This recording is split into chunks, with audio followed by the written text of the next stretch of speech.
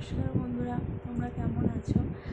আমার এই happy with মোহিনী এই চ্যানেলটিতে আজকে নিয়ে এসেছি বিশেষ কিছু কথা। আজ তোমাদেরকে বিশেষ কিছু কথা বলতে এসেছি। আজকে কোনো গল্প কথা নিয়ে আসি। তো চলো, তোমাদের সঙ্গে আজকে আড্ডা দিতে এসেছি। তো প্রথমেই বলো, তোমাদের ছেলেবেলা কেমন কেটেছে? আর যদি বলো আমার ছেলেবেলা তো খুবই, চলো শোনা যাক। যেটুকু মনে আছে সেটুকুই বলতে চলেছি। আমার জীবনই বলতে পারো এটা। ছোটো থেকে বড় হই এক মধ্যবিত্ত পরিবারে। তো বাড়িতে আছে, তখনের কথা বলছি, অতীতে ছিল বলতে মা, বাবা, দাদা, আমি। সুখী পরিবার যাকে বলে। কিন্তু সুখী পরিবারের মধ্যে আমার বাবা একটু পানীয়, মানে একটু নেশা করতো। ছোট থেকেই অনেক কষ্টে মানুষ হয়েছে আমি। নেশা ভান করে এলে বাড়িতে যা হয়, গালি গালাজ, মারপিট, কোনোটা যে খাইনি তা বলার নেই। কী বলি যে তোমাদের। তো আমাদের ছোট থেকেই আমরা খুব কষ্টে মানুষ হয়েছি। আমাদের পোলট্রি ফার্ম ছিল, মুরগি যেখানে থাকে। তো সেখানে মা প্রচণ্ড খাটতো, সেখানে আমি হেল্প করতাম। আমি কেন, আমরা চারজনেই ছিলাম খাটুনিতে। তো জল বয়ে দেওয়া মুরগিকে ছোটো থেকে দেখেছি এইভাবে ধরে ভ্যাকসিন দিতে চোখে, সেগুলোতে হেল্প করা। গরম জল একটা ঠান্ডা মতন পাওয়া যেত তখনকার যুগে। এগুলো বেশ বলতেও ভালো লাগে, শুনতেও ভালো লাগে। তো সেরকম গরম জল করা, মুরগিকে ভ্যাকসিন দেওয়া হয়ে গেলে এদিক থেকে ওদিকে আলাদা করা। ছোটো থেকেই যখন স্কুলে যেতাম, আর আমি না টাইম টেবিলটা খুব পছন্দ করি। মানে আমি 10টা মানে আমি 10টাতেই যাবো, সেটা আমার এখনও আছে। 10টা মানে 10টা, আমার 1 কি 2 হবে না। আমি যেটা বলি আমি সেটা করেই ছাড়ি। যাই হোক, আর তো এটা তো পোলট্রি ফার্মের কথা বললাম। আর তারপরে আমাদের ছাগলের ব্যবসা ছিল। তো সেখানে মাটির ঘর ছিল। মাটির ঘরে যখন রাত্রিতে বাথরুমে উঠতাম মায়ের সাথে, তখন না মানে বড় বড় রেয়াজি ছাগলগুলো না দালানে বাঁধা থাকতো, আর ভীষণ ভয় পেতাম আমি, জানো তো। আর মা সেই কোলে করে করে নিয়ে আসতে বলতো কী হবে, কী করবে। কিন্তু আমি ভীষণ ভয় পেতাম। রেয়াজি মানে যেগুলো বলে, বিশাল হাইটের। আর মানে দালানটাতে নাম তখন এইটুকু। তারপরে বাপির তো ওই রকমই অবস্থা, দেখতে পাচ্ছ। আমাদের মানে মাটির ঘর দিয়ে পাশেই মুরগির ঘর, মানে একটা বাগানে আমাদের আলাদা জায়গা ছিল, সেখানে ছিল দোতলা মুরগির ঘর। আর একটা ছিল আমাদের বাড়ির সাথেই, সেখানে জানলা দিয়ে পেঁয়াজের খোলা দেওয়া হতো। মুরগিকে পেঁয়াজের খোলা, মুরগি খুব খায়, খেতে বেশ ভালো লাগতো বেশ। তো এইসব নিয়ে ভীষণ খাটুনিতে খুব মানে কষ্টে দিন কেটেছে। তারপরে আমি সংক্ষেপে কিছুটা বলার চেষ্টা করি, জানি না কতটা বলতে পারবো। ছোটো ছোটো যে আমটাম, মানে আমাদের যেখানে মানে পোলট্রি ফার্ম ছিল সেখানে আম গাছ ছিল। আমি না একটা আমটাম কুড়োতে যেতাম, তারপরে বাগানে চলে যেতাম। আরও বাগানে সেখানে গিয়ে পুকুরে সাঁতার কাটতাম, এপার থেকে ওপার কলা বেট করে। তোমরা কে কে করেছো অবশ্যই কমেন্ট করে জানিও। তারপরে এপার ওপার করতাম পুকুরে, আম কুড়োতাম, জাম কুড়োতাম, লেবু, কী বলে, খেজুর, আঁশফল, ফলসা, যাবতীয় জিনিস মানে কুড়োতাম। আর তো তখনকার দিনে আমি কেন, 90 দশকে তোমরা সবাই করেছো কম বেশি, তাই না? আর ছেলেবেলা চঞ্চল মন। একটু বৃষ্টির জন্য আমরা আম বাগানে বসে পড়তাম কয়েকজন আমাদের পাড়ার ভাই বোনেরা মিলে, যে বিশাল প্রার্থনা করতাম যাতে একটু বৃষ্টি নামে। আমাদের প্রার্থনা কখনো শুনতো। তখন তো সরল মন, আর অমনি বৃষ্টি নামিয়ে দিত, জানো তো। মেঘ করে সেই যে ঝড় আসার মুহূর্তটা, ওকে মেরে আম কুড়োনো, পাদে আম থেতলে দিয়ে আসছে দিন, তো বলার কিছুই নয়। তারপরে ভর্তি হই প্রাইমারি স্কুলে। তো সেই অবস্থাতে ওগুলো করতাম প্রাইমারি স্কুলে থাকাকালীনই। আর তখন প্রাইমারি স্কুল থেকে চলে যেতাম টিফিনে, যে ছুটিটা পড়তো, পড়াই ছুটি বলতে মানে আমি আমার জীবনে যেটুকু মনে আছে সেগুলোই তোমাদের সঙ্গে শেয়ার করছি। তো কড়াইশুঁটি তুলতে চলে যেতাম, সেখানে খেতাম, আমরা মজা করতাম, আবার আমাদের প্রাইমারি স্কুলে স্যারকেও খাওয়াতাম।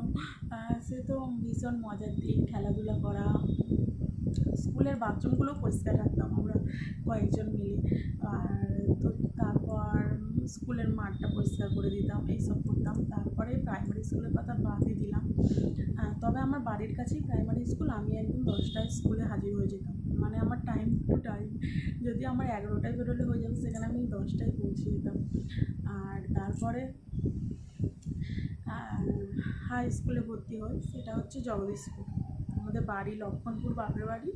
আর যেটা হাই স্কুলে সেটা হচ্ছে জগদীশপুর গার্লস। আমার প্রাইমারি স্কুল 4 বছর কেটেছে, গার্লস, সেটা 4 বছর 8 অবধি পড়েছি। সেখানেও জানো তো, মানে যে কিডস পড়তাম, ওই কিডসগুলো জানো তো সবারই গন্ধ ছাড়ে। আর কিডসগুলো একটু পায়ে জুতার গন্ধ ছাড়তো।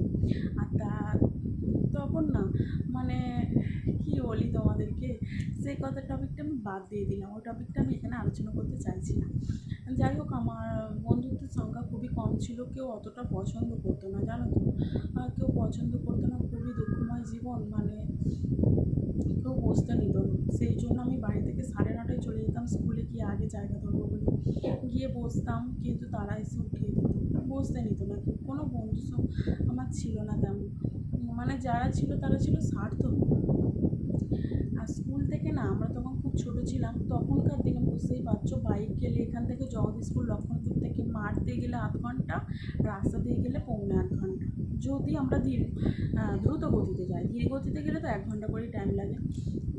তো যাই হোক, তো যেতাম যখন রাস্তা দিয়ে, 9:30টায় বেরিয়ে পড়তাম প্রাইভেট থেকে পড়ে এসে। আর তখন না কোনো বাইক গেলে আমরা বলতাম, কাকু দাঁড়াও দাঁড়াও, যাবো। তো আমাদের সাথে আরও যারা থাকতো, আমি আর নামগুলো উল্লেখ করছি না, তারা সবাই উঠে পড়তো, জানো তো। আর আমাকে মোটে নিত না, কেন জানি না, আমার কপালটা খুব খারাপ ছোটো থেকে। আর তারপরে স্কুলে গিয়েও আগে জায়গা নিয়ে নিল আমাকে বসে। স্কুলের মধ্যে ফার্স্ট আমিই যেতাম, কাকু যে গেট খুলতো আর 1 নম্বরে আমিই ঢুকতাম, গিয়ে আমি ওই বড় স্কুলটার মধ্যে একা গিয়ে আগে জায়গাটা মিলে আসতাম, ব্যাগ রেখে দিতাম, দিয়ে ঘোরাঘুরি করতাম এপাশ ওপাশ। তো যাই হোক, খুবই দুঃখের সাথে কাটিয়েছে, কোনো প্রেম টেম করিনি বাবা। আর তারপরে 9-10 ইচ্ছে ছিল দেখে শুনে বিয়ে করার, ধুমধাম করে, সেটা হয়েছে, সেটা আসছে পরে। আমি ওই জীবনের কিছুটা বললাম না, সংক্ষেপে বলতে চাই। মানে আমি ওই 5 থেকে 8 অবধি মধ্যে আমি ছেড়ে দিলাম, তখন অবধি আমার রেজাল্টও খুব ভালো ছিল। আর প্রাইমারি স্কুলে তো আর কিছু বলার, মানে তখন আমি ফার্স্ট সেকেন্ডও হতাম।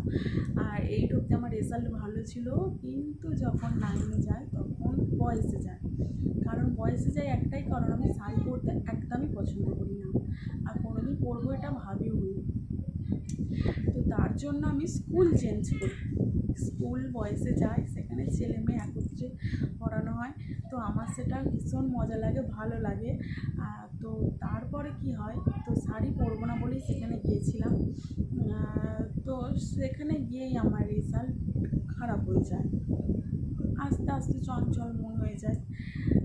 তো বুঝতেই পারছো, সেখান থেকে আমার রেজাল্ট খারাপ হয়ে যায় অনেকটা। তো বাদ দাও, মানে ভাবনি যে কোনো বছর ফেল টেল করছি, এসব মানে ভেবো না।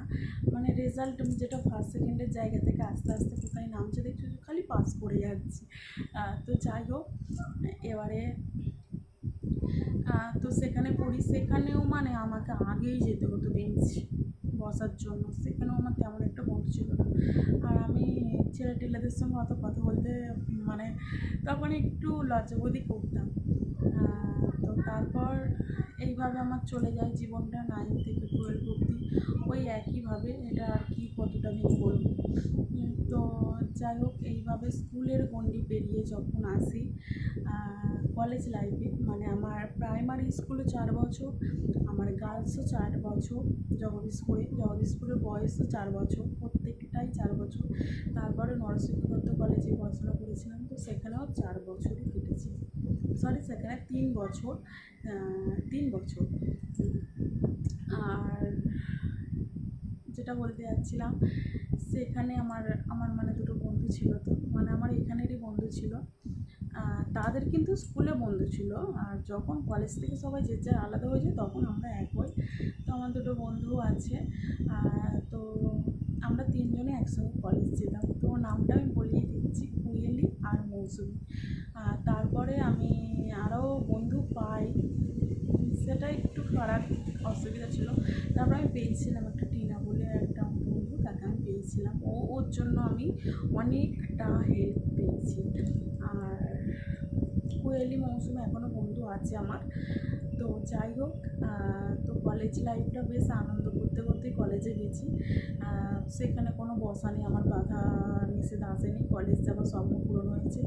খুব আনন্দে গেছি কলেজে, ট্রেনে করে গেছি, খুবই স্বপ্ন ছিল আমরা 3 বন্ধু মিলে বিয়ে করে একসঙ্গে আমাদের বড়দের নিয়ে করবো। সেটা এখনও সম্ভব হয়নি, তবে ভবিষ্যতে হবে। আর তো আমাদের 3 জনেরই সব ছেলে মেয়ে সব হয়ে গেছে। তারপর কি হয়, খুবই মজায় দিনকাল কলেজগুলো কাটলো। আর আমরা কোনা হাই রোডের স্টেশনে মানে ওখানে এক জায়গায় সাইকেল রেখে আমার বন্ধুর একটা দিদার বাড়িতে রেখে, আর আমরা বিনা টিকিটে চলে যেতাম ট্রেনে করে একদম কলেজ টিকিয়াপাড়া। ওখান থেকে 5-10 মিনিটের হাঁটা পথ। তো ভীষণ আনন্দ করেছি ওখানে, ছেলে মেয়ে কলেজে দারুণ আনন্দ করেছি, কারণ আমার বন্ধু দুটো তখন পাশে পেয়েছি। তখনও ওরা ছিল প্রাইমারি স্কুল, ওরা আমাদের এখানে, কিন্তু ওদের বন্ধু ছিল 4-5টা করে। আর আমি মানুষটা হচ্ছে যে আমার বন্ধু মানে আমারই বন্ধু, আমি পারবো না আর 5 জনের সাথে শেয়ার করতে, বুঝতে পেরেছি? ওদের আরও 4-5টা করে বন্ধু ছিল, মানে আমি সেই জিনিসটা মেনে নিতে পারি না। আমার বন্ধু মানে তুমি আমারই বন্ধু, আমি তোমায় পছন্দ করি মানে তুমি শুধু আমারই, আর আমি কারোর সঙ্গে শেয়ার করতে চাই না, বুঝতে পেরেছি? তো সেই জন্য ওদের সাথে বন্ধুত্ব তখন অতটাও ছিল না, কথা চলতো। তারপরে কি হয়, ওদের তখন আমরা 3 জনেই 3 বন্ধু, ওনা গেলে মানে ওনা গেলে আরেকজন কলেজ যেত, ওনা গেলে আরেকজন কলেজ যেত, এই করে যেতাম। আবার মাঝে মাঝে আমি একাও চলে যেতাম। তো কলেজ জীবন মোটামুটি খুবই ভালো কেটেছে। কাটার পরে তারপরে তো তোমাদেরকে তো বলাই হয়নি, মাধ্যমিকের পরেও বিয়ে দেবে বলে মানে বলছিল, তখন একটা বুকের মধ্যে ভয়। তখন আবার কেটে গেছিলো ওটা। উচ্চ মাধ্যমিকের পরেও বলেছিল, আমি বলেছিলাম কলেজ করবো। তো সেকেন্ড ইয়ার সেকেন্ড ইয়ারটা কমপ্লিট হয়েছে সবে, তবে বিয়ে হয়ে গেছে। থার্ড ইয়ারটা বিয়ের পরেই কমপ্লিট হয়েছে। তো যাই হোক, আর সরি ভুল বললাম, থার্ড ইয়ারই কমপ্লিট হবে। আর তখনই মানে চৈত্র মাসে আমাদের কমপ্লিট হবে, আমি বাংলাতেই বলছি, তো এপ্রিল মাস তখন কমপ্লিট হবে। আর তখন আমার বিয়ে ঠিক হয়েছে, আর তখনই করোনা এসে গেছে। তার জন্য লকডাউন, আমাদের পরীক্ষাও হলো না, আমার বিয়েও হলো না। আমার বিয়ে হলো শেষে একটা দিনক্ষণ বেঁচে, জ্যৈষ্ঠ মাসের শেষে। তো তখন বিয়ে হলো, তারপরে পরীক্ষাটা তারপরে যেদিনকে করোনার পরে দিল, সেই হিসাবে আমি তোমাদেরকে 4 বছর কলেজ লাইফ বলে ফেলেছিলাম, হিসেব করতে গেলে 4 বছর। তারপরে যখন পরীক্ষা হলো তখন পরীক্ষাটা আমি দিয়েছি থার্ড ইয়ারের। তো যাই হোক, এখন সব সার্টিফিকেট সবই পেয়ে গেছি, আর এখন বিবাহিত জীবন চলছে। আর এটা নিয়ে আমার আশা ছিল যে আমার যেমন বাড়ি, যেমন শ্বশুর শাশুড়ি ননদ সব যা পছন্দের ছিল সবই পেয়ে গেছি, স্বপ্ন পূরণ হয়ে গেছে। এর থেকে বেশি কিছু আরও বলতে চাইছি না।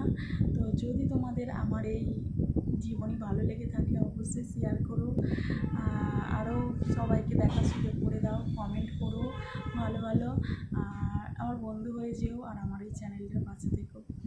আর তো চলো, তোমরা যদি কেউ ফেসবুক থেকে দেখে থাকো তাহলে আমাকে ফলো রাখতে পারো, আর ইউটিউব থেকে দেখলে সাবস্ক্রাইব করে লাইক কমেন্ট করে পাশে থেকো। ধন্যবাদ।